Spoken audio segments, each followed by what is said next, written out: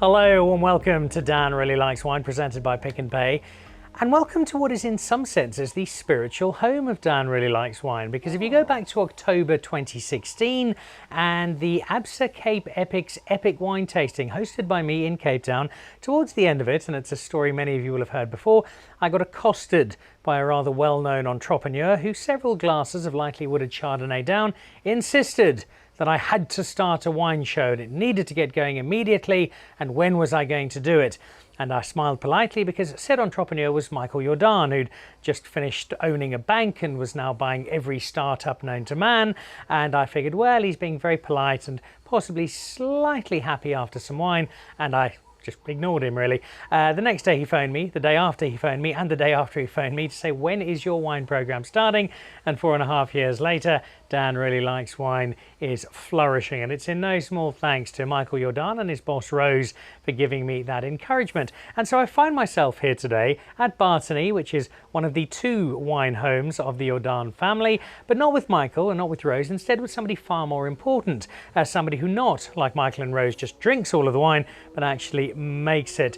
Ronell Wiid, it's lovely to finally get the chance to share some wine with you, and to find the person who really makes the magic work at Bartinney.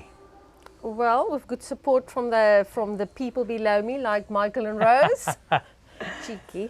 It's lovely to be here with you, and thank you for the time. And we've got some squeezing us in. Well, it's enormous pleasure both to spend some time with you and to spend some time with your fabulous wine, which we're going to taste very shortly. But before we jump into the wine, and award-winning wine it is, a little bit about your story. How did you find your way into the world of wine? Not traditional, really. I come from Tel, insisted on coming to Stellenbosch University because we came here on holiday a few times and I just fell in love with the area. And I studied geology, which was a fair choice because I loved geography at school. And after a few years after graduating, spending time in the field, to gather geology field work and whatever, I ended up in a winery. Yeah, I probably drank too much wine while I was studying and fell in love with that side. I wanted to see what goes on behind the bottle, and I was lucky enough to find an employment in a winery. Yeah. Do you remember what it was that first sparked that magic, first made you think this might be the right thing for me? No, I had no idea that I would enjoy it. I just knew I needed to know more about what happens in a winery. When you're young, Rolling Stone style, it's not really so important to keep going, building a career at that young age. And I was very happy to spend a few months in a winery and see if I like it or not. And I cannot tell you now after which day it was, or particularly which part of my responsibilities, but the whole ambience, the whole environment was just great. And I was also lucky to be tasked with interesting jobs, like having to do all the sampling of the vineyards for getting how ready are the grapes to be picked. And that was great to be part of that. And keeping the barrels full and doing the analysis on the wine. It was a small wine at Blauklip, and so I got my hand sort of dirty in all the different areas, even the labeling and side that wasn't so interesting, but still, it's part of what happens, and I just loved every minute of it.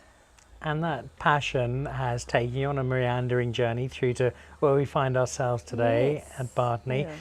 It's an extraordinarily beautiful part of the world. I would agree to work here just because it looks so lovely, but I'm sure there was more to just that than your decision to come and make some wine here. I started with my real wine life. I started at Bartinney, which was a rather large operation, but fantastic experience with lots of different styles of wines, and one sees sort of a part of the whole path to the bottle, but not the whole path. Then I left to go to a smaller winery at Hazendaal, and there it was more a total impact on what happens right from the vineyard side. And then here is even a more detailed sort of environment where almost every bunch of grapes count because there's so little of it. And so apart from that, totally hands-on, one can't not be totally hands-on if you work here, because there's such a small amount, so you have no excuse not to just make the best that comes out of the soil. And then coming the terroir, it is a fantastic environment to work in. And all three of these wineries that I mentioned have vastly different and unique terroir, and but all three of them are, or used to be in those days, estates where you grow your own grapes and you make wine from that. So the path to the winery and the style that happens in, it's very much part and parcel of how you do it. So the terroir here is just absolutely amazing to work with, and it's so different. Each winery, you know, each piece of land has its own unique footprint that you want to capture in the bottle eventually. And it's just a pleasure. You can't help but have to make good wine with this beautiful steep slopes, the coolness of the area, the rich soil, and then Chardonnay and Cabernet, you know, that was already planted here, which was a very good choice when the farm was developed. Both of which are lined up in just a moment. I'm very excited to try two vintages of each. Before we jump into them though, the owners, wonderful, wonderful people. I know Rose in particular tries every single bottle of wine every single day just to make sure the quality is up to scratch. What's it like being part of this wine adventure with Michael and Rose? Well, they are really interested in wine and extremely supported. And as owners, that helps a lot, because you feel that you are going in the right direction. They don't not interfere. They don't become part of the nitty-gritty of in the winery day to day. So they do leave me to do my own thing. They trust me to do the right thing, which is great. However, the fact that they're really keen on wine, that they're interested and they love the wine that's eventually in the bottle, is a good, it's a good support, and I like that. And it's a family life for them. They live here, the dogs, the children, you know, you see how they grow up. And they are also on a journey. You know, when I started here, it was quite a different journey than what they are now. And it's nice to evolve in that way with them, in a way. And I think that all speaks to the product that you make. It's such a happy environment. Everybody's part of this really big family. Yeah. And I think it wears off on the wine somehow. And we can evaluate that wine because we've got 4 lovely ones. Let's kick off with the first of them. If you can pour us some Chardonnay, and let's sample some of the best in the world.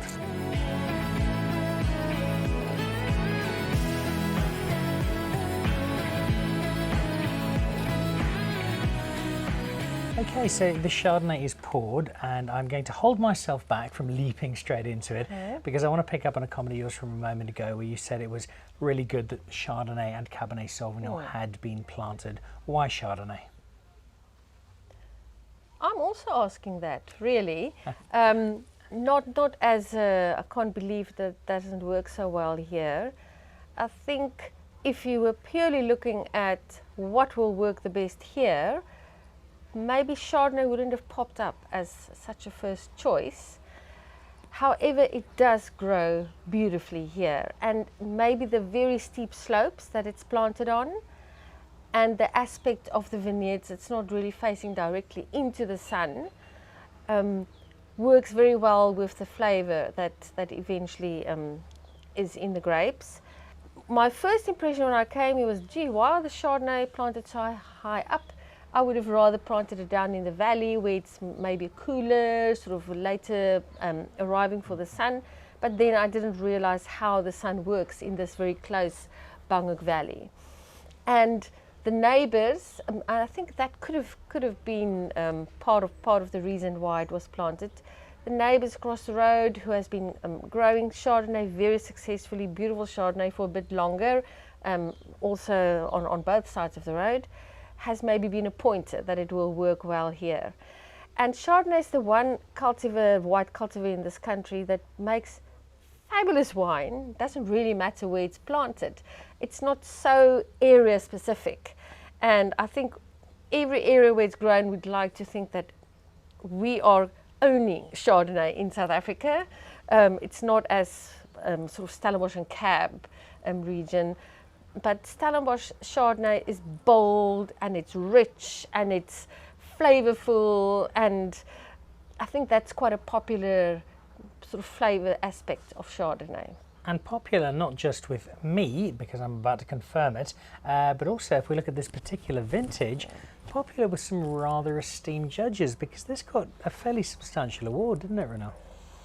Yes, the International Wine Spirits competition is a very established international competition, not only focusing on wine, but the different alcoholic drinks as well. And South Africa has been part of this competition for a very long time. 20 years ago there weren't so many wine competitions around, and tastings like this provides accolades, but it also provides a step in the right direction. It puts sort of a seal of approval of the wine, and you feel that yes, this wine I make is recognized by outside people. We're going in the right direction. So now there's Decanter, there's Michelangelo, there's Old Mutual, there's really a lot of other competitions and a host of other competitions around the world that we all take part in, because it really helps to have accolades. But the International Wine and Spirit competition is almost like the start of international competitions, and which I think gives it a lot of clout, is that your wine is also in the same lineup with other countries' Chardonnays. So it's not just a South African area that it's in, it's also judged alongside other Chardonnays of the world, which makes it quite special. And I was not tearful, but I was surprised when I saw some of the marvelous Chablis that was in the lineup. I think this robust South African sunshine Chardonnay just floored the judges on the day. It certainly did. When you look at who you did beat off to that title, it is an extraordinary accolade. I'm going to try some because I can't resist any longer. While I do that, give us, as you tasted, why you think this knocked the socks off the collective judges. 2017 was an exceptional growing season for us. It was, although it was 3 years into the drought, it was quite cool, dry, yes, but the plants didn't suffer as much as it has done in the previous 2 years, and certainly here in the Banhoek area and actually everywhere in the country. Even while we were busy with the harvest, it was praised as a very good harvest, a very easy harvest to go, not very hot, not very cold, very even growing season, and very structured wine. Not a very big crop, but really structured wine was coming out of that, both for whites and for reds. And the 17 sort of shows that it's actually packed with fruit. And now I tasted it a little bit earlier, and it's getting a new dimension. Every time when I taste it, it changes a little bit because it's sort of maturing with age. And that sort of background structure, a little bit of salted caramel. It's not so full of citrus anymore. It has more that sort of yeasty, lovely roundness, sort of weight. It's got a lot of weight around it. And in its youth, at the end of 2018, when the judges gave it the nod, it was almost too robust and almost sort of lots of different edges not coming together. The wood was far more prominent then, but it was still showing so much concentration. And I think maybe that is what interested the judges, because it had a lot of different characteristics to it.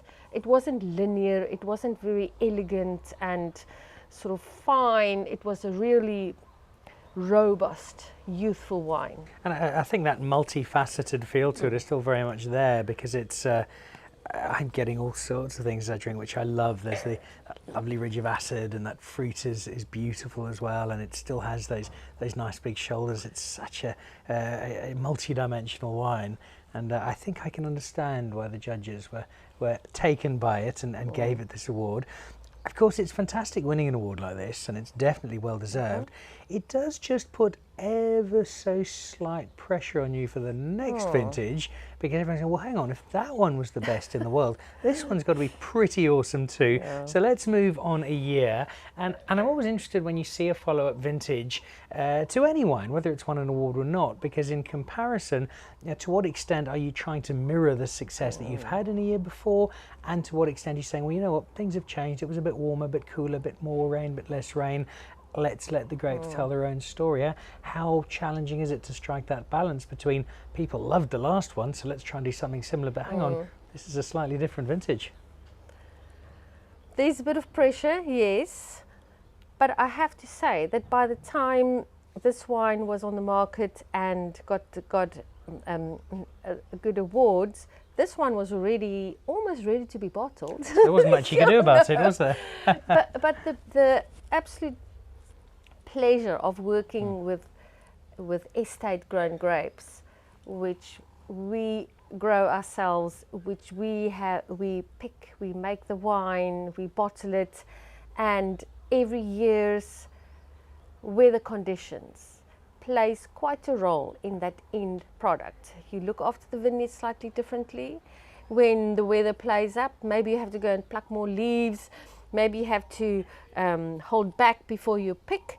So when one has to think on the feet. And I have to admit, how the wines turned out in previous years are very far from my mind when I'm making the wine. At that moment, in that time, the weather condition, the time of picking, how we're going to make sure the wine is not overpowered by the wood this year, because we have a different flavor. That is far more important for me.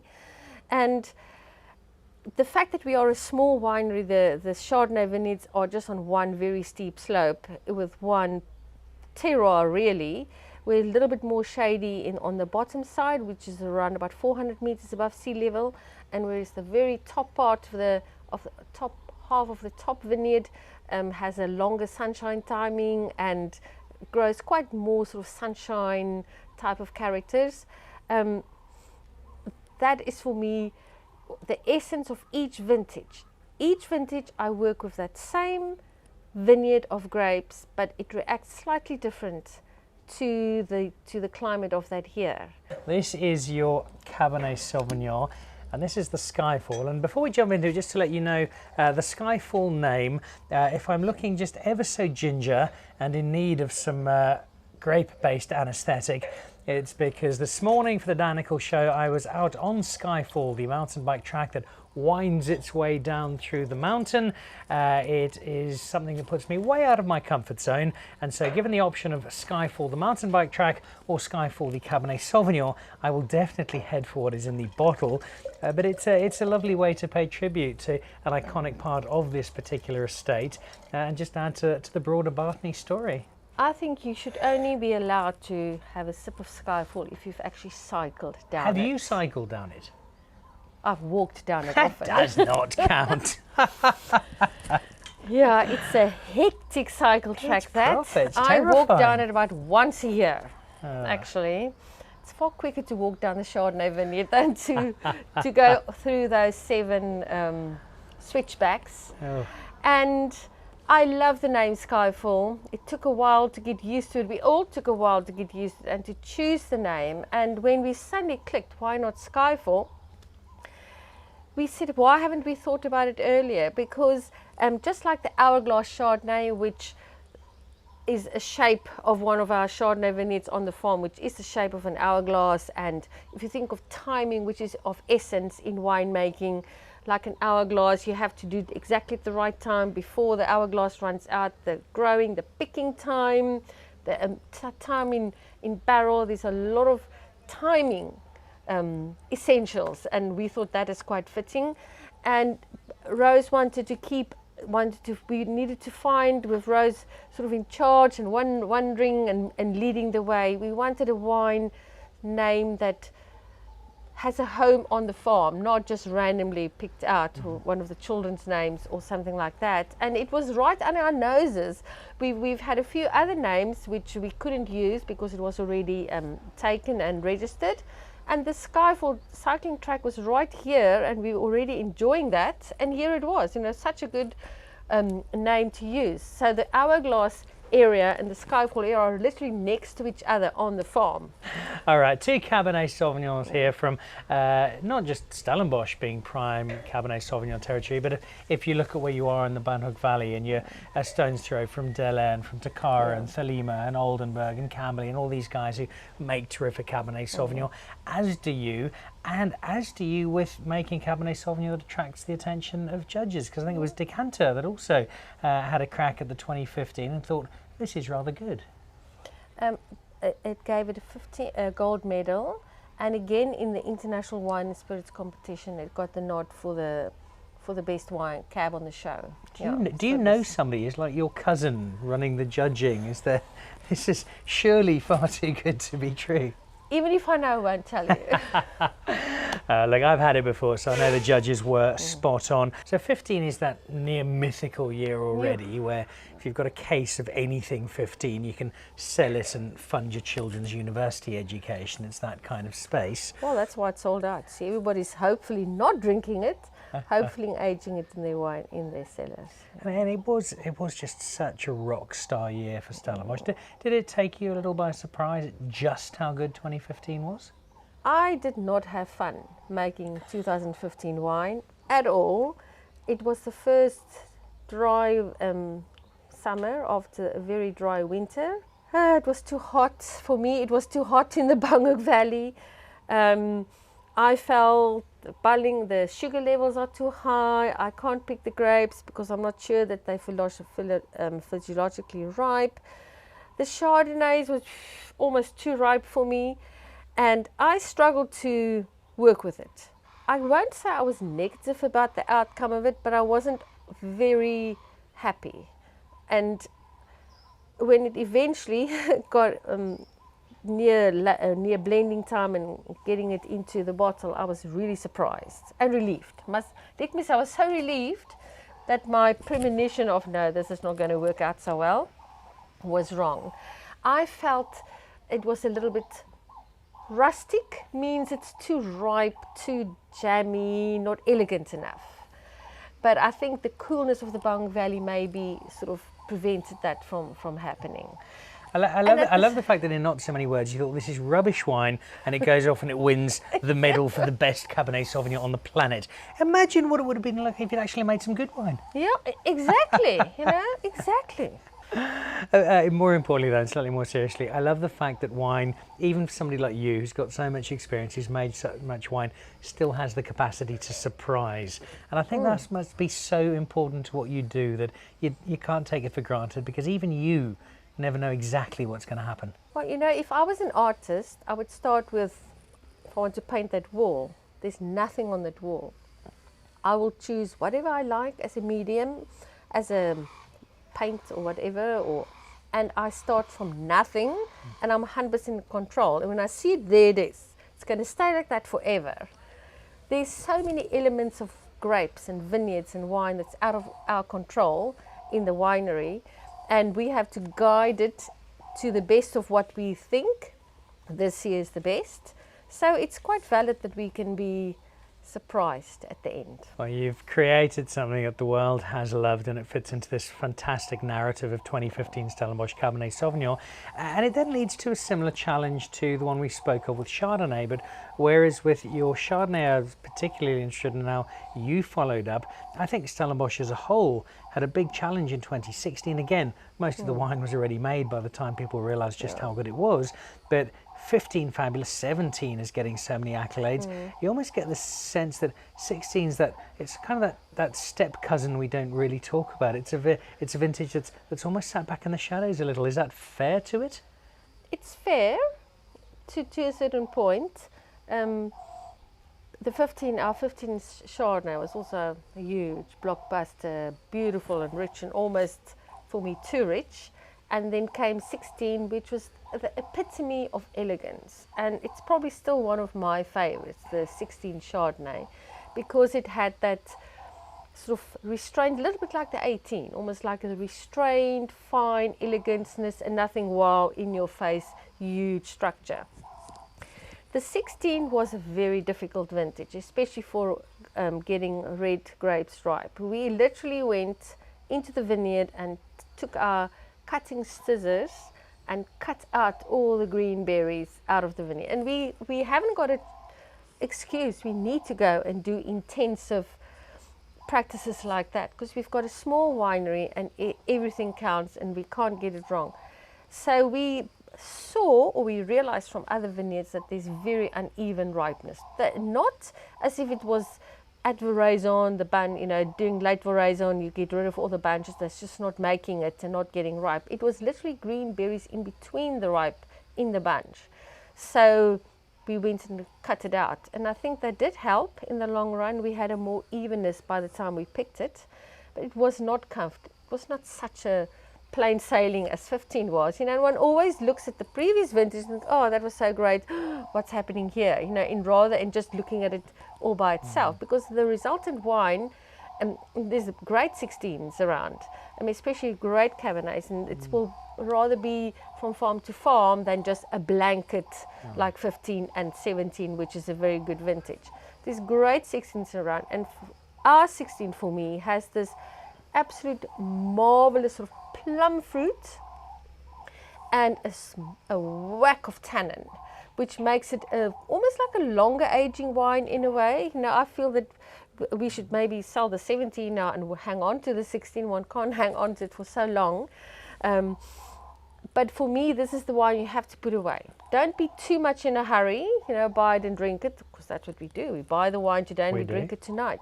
But it's worthwhile to put this away. The tannin structure is very grippy, but very, very ripe. Not green or uncomfortable, but it's really there. It's more tannin structure. I think it didn't have this ripeness and the sunshine that the 15 have, so it's a longer aging.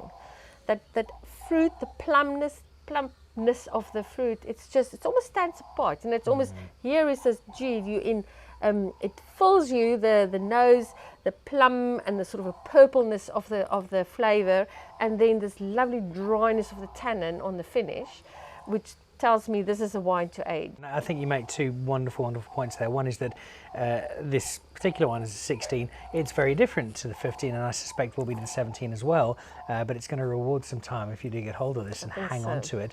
But also the broader point, and it's so easy to fall into the trap, and I probably do that myself. Oh, 15's amazing, 17's fantastic. Well, broadly speaking, yes, but in these little corners of Stellenbosch that we have, there is so much difference, and it is worth remembering that there are going to be years that are different depending on which estate you're at, and that's a really good example.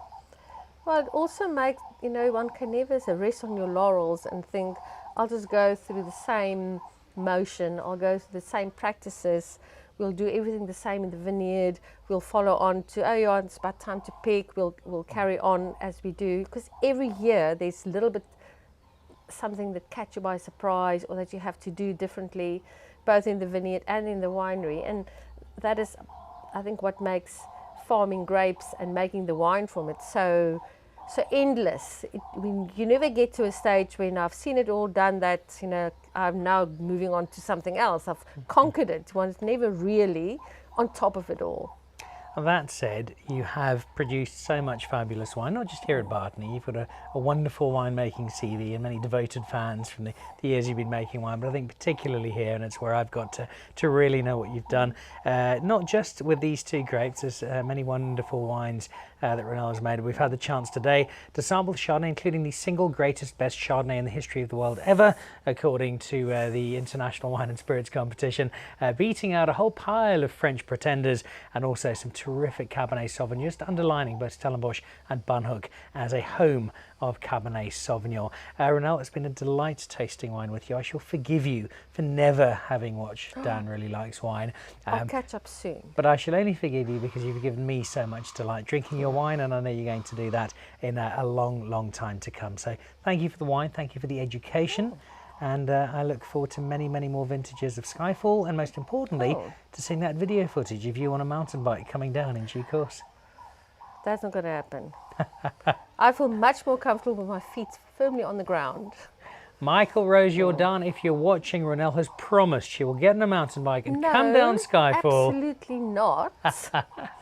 But even if she doesn't, she's going to continue making wonderful wine for you, and why not? She's doing such a fabulous job. This has been Dan Really Likes Wine, coming to you from Bartinney, just outside of Stellenbosch. It's got one of the most gorgeous tasting decks in the winelands. Drop by, try out some of their wine, try out some of their food, take in the views, but in particular, have a crack. Some world-class Chardonnay, some world-class Cabernet Sauvignon, and another fabulous example of just why South African wine is quite as good as Michael and Rose Jordan continue to tell you. Enjoy.